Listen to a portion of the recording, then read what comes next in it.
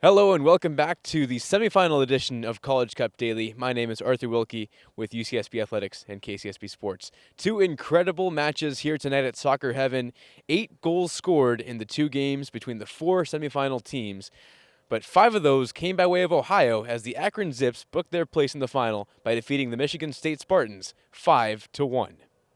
The Zips went ahead early on David Egbo's 13th goal of the season and never looked back, adding a pair of goals off set pieces and benefiting from a deflection before Michigan State got one on the board in the 79th minute.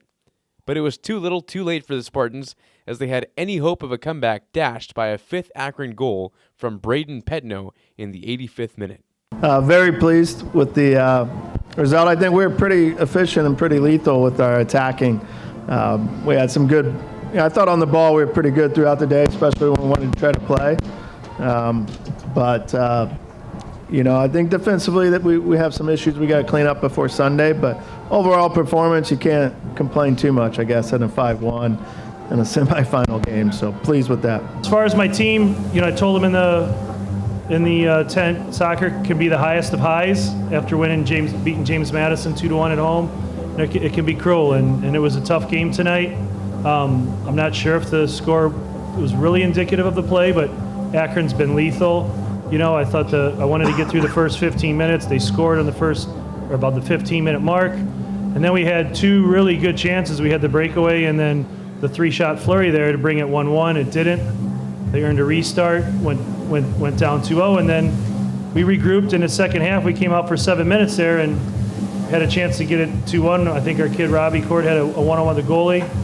And then, Akron comes back down on their first play and guy hits a great goal. So the win for Akron means that they'll be in the College Cup final for the 4th time in program history, and they could repeat their 2010 College Cup victory if they get a win on Sunday. Their opponents in the final will be Maryland after they defeated Indiana 2-0 in the second matchup of the evening, a battle between 2 teams that had yet to allow a goal in the NCAA tournament. Maryland found the opener in the 37th minute after Matt DeRosa took advantage of a failed Indiana clearance on a corner kick. And in the 79th minute, a redirection by Donovan Pines got past Hoosiers goalkeeper Trey Muse to seal Maryland's place in the final for the first time since 2013.